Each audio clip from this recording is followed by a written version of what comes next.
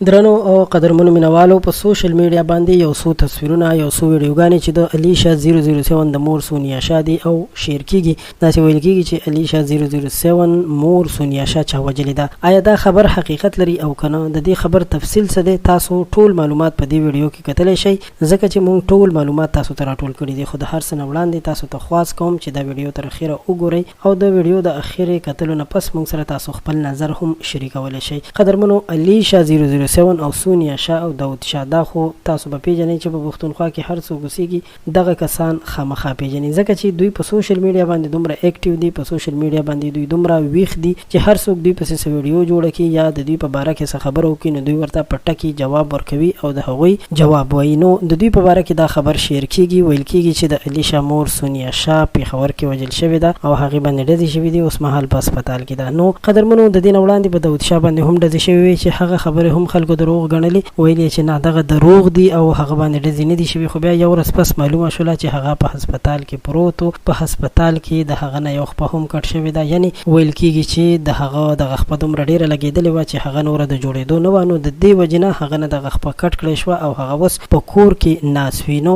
همدغسې کار وایي چې سونیا شاه سره هم شوی دی او ډزې پرې شوي دي. خو چې کله موږ د دې خبر په باره کې مکمل تفصیل راټول کړو، رابطې مې وکړې، نو درنو دوستانو داسې هېڅ خبره نشته دی. سونیا شاه روغه ده او کوم تصویرونه چې په سوشل میډیا شیر کیږي ویل کیږي چې دا د هغې د بیمارۍ تصویرونه دي، یو وخت کې چې په هغې باندې څه چل شوی و نو هغه هسپتال ته وړل شوی وه. نور تر اوس مهال داسې هېڅ خبره نشته چې هغه دې د تشویش وړ وي، بلکې الیشا هم روغه ده، مور او خاوند یې ټول روغ جوړ دي. نو دا یو تازه خبر چې تر تاسو مو در ورسوه. تاسو ډېره مننه چې تاسو موږ سره د ویډیو تر اخره ملتیا وکړله. تر بیا مو په لوی الله سپارم، د ځان ډېر خیال ساتئ.